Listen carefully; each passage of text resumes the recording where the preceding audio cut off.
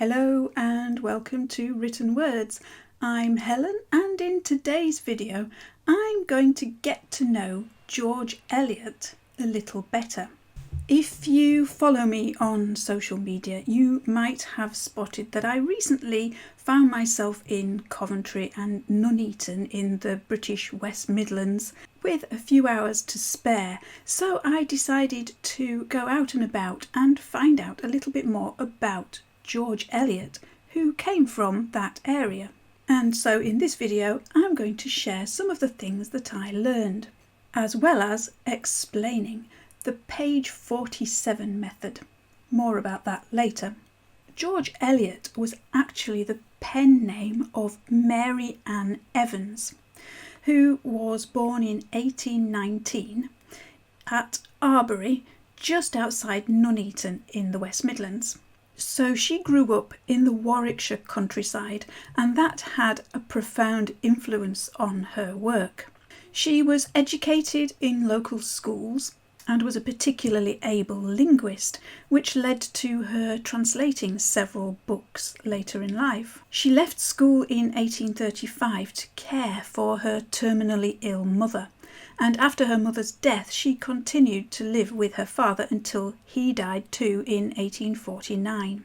After this, she decided to move to London, where she began her literary career as an editor.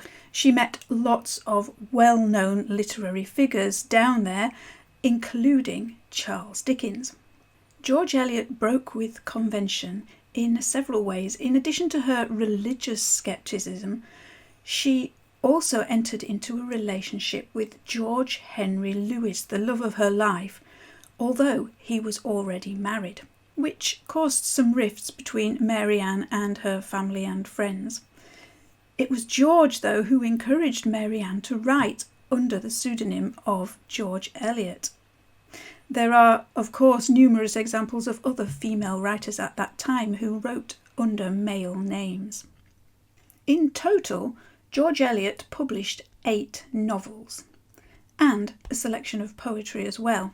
In chronological order, her novels were Scenes of Clerical Life, Adam Bede, The Mill on the Floss, Silas Marner, Romola, Felix Holt the Radical, Middlemarch, and Daniel Deronda. She wrote about ordinary people and their everyday lives and their struggles, and the places that she lived in and visited are often recognisable even though she changes the names, so readers who are familiar with these places may recognise them. Queen Victoria is said to have been an admirer of George Eliot's work too. Following the death of her partner George Henry Lewis in 1878, she did eventually marry in 1880, much to the relief of her family, but she sadly died later that same year. She is buried in Highgate Cemetery in London, near to George Henry Lewis, but there are also memorials to her in Poets' Corner in Westminster Abbey and in her hometown of Nuneaton.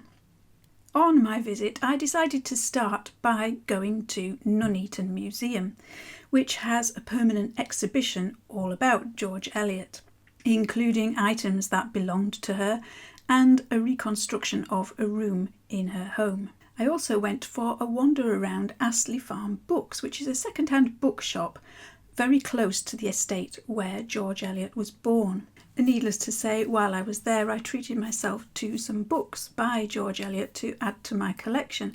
So currently, this is my collection of George Eliot books. The one I have read so far is Silas Marner, which is a beautiful story, although very sad. It's about a weaver. Silas Marner is a weaver who finds himself, through unfortunate circumstances, ostracised. And so he moves to a different town to begin a new life where people don't know him, and he works very hard at his weaving, but he keeps himself to himself, and he saves his money that he earns from his weaving and keeps it under the floorboards in his house. When this money is stolen, this kicks off a chain of events, and when a tiny little girl appears in Marner's life, it changes his life forever. So it's a story about prejudice, greed, the divide between rich and poor, and religious differences. But it's also about love and the power of love to heal hurt. So it's a beautiful story and highly recommended. And the other book that I already had was The Mill on the Floss, and I'm very much looking forward to this one. I am told that The Mill on the Floss is set in a fictional town called St. Ogg's, and St. Ogg's is based on the town where I live, so I'll be very interested to read this and see if I can recognise the town in the book. So the 3 second-hand copies that I picked up are Romola or Romola, I'm not quite sure how to pronounce this just yet, Daniel Deronda, and this rather pretty looking copy of Middlemarch. Middlemarch is possibly George Eliot's most well-known novel, and it frequently features on lists of the most popular classic books of all time. So I'm looking forward to diving into that one. At the beginning of this video, I mentioned the page 47 method. What is that? When you're choosing a book in a library or a bookshop, and you want to know whether the book is a good fit for you, what do? Different people have different ways of choosing the books that they think they might like, but my method is the page 47 method. First of all, we look at the cover of the book. We're told do not judge a book by its cover, but we do. We do it subconsciously. We don't necessarily even think about it. I know I certainly was attracted by this cover of this book. And then we read the blurb on the back of the book. But that's only a very tiny teaser. It's just a couple of sentences that tells us a tiny, tiny piece of information about the book. But it doesn't give us a flavour of the actual experience of reading the book. Very often the blurb itself is written by somebody who isn't even the author. So you don't get a flavour of the author's style by reading the blurb. Then perhaps you might open the book and take a look at the first page. But the first page isn't really indicative of the story as a whole. Usually the first page is just introductions, introducing you to the characters or the setting, but the story isn't underway at that point. But somebody told me a very long time ago, I can't remember who it was, that you should always read page 47 when you're deciding whether to buy a book or not. Why page 47? Because page 47 is far enough into the book for the introductions to be more or less over and the action has started. By page 47, the story is underway and you get a better flavour of what the book is like. However, page 47 isn't quite far enough into the book for you to risk reading any spoilers. So what I thought I would do is take a look at page 47 in a couple of these books and see what we can learn from reading that page. So first of all, let's take a look at page 47 from Daniel Deronda. But Gwendolen knew nothing of such inward strife. She had a naive delight in her fortunate self, which any but the harshest saintliness will have some indulgence for in a girl who had every day seen a pleasant reflection of that self in her friend's flattery as well as in the looking-glass. And even in this beginning of troubles, while for lack of anything else to do she sat gazing at her image in the growing light, her face gathered a complacency gradual as the cheerfulness of the morning. Her beautiful lips curled into a more and more decided smile, till at last she took off her hat, leaned forward, and kissed the cold glass, which had looked so warm. How could she believe in sorrow? If it attacked her, she felt the force to crush it, to defy it, or run away from it, as she had done already. Anything seemed more possible than that she could go on bearing miseries, great or small. So what does this passage tell us about the book? At this point, I haven't read the book yet, so I don't know whether Gwendolen is the main character or just one of many characters. However, she does sound very interesting, and this passage suggests that she's heading towards some kind of disaster. In a very naive way, she's not expecting it. Her obsession with her own reflection is a little too Narcissus-like for comfort. She seems to be blinkered and not necessarily in touch with reality, so I get the feeling she's going to be in for some kind of shock at some point during the story. She also seems not to have experienced much sorrow or misery in her life so far, as she thinks they wouldn't affect her if she came across them.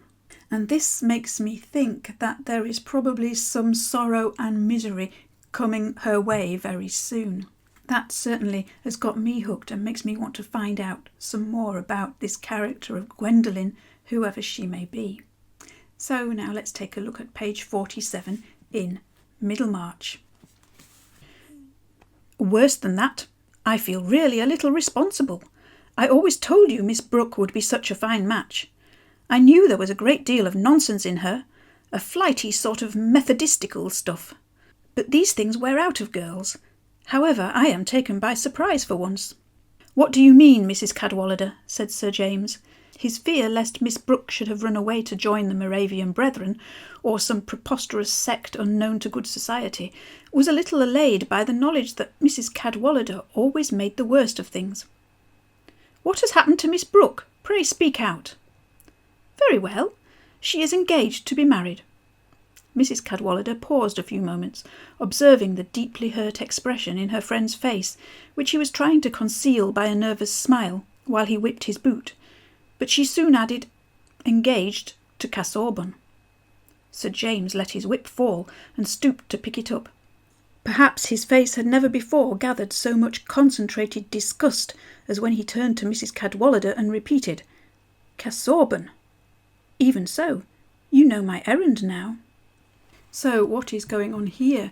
We have two characters in the scene who are talking about a third character who is not there and who is apparently engaged to be married to a fourth character. Again, we don't know which of these characters are the main characters in the story, but there's certainly quite a lot of intrigue going on. The two characters speaking, Mrs. Cadwallader and Sir James, seem to be outraged by the announcement of this engagement. But who exactly is Miss Brooke? And why don't they want her to be engaged to Casaubon? Who is Casaubon? Either there is some kind of prejudice going on, or they're genuinely worried about the fate of Miss Brooke. So again, I want to read more to find out what's going on there and who these people are and why they feel so outraged by this news. So now I know what's on page 47 and the books are here waiting to read. All that remains is for me to actually sit down and read them.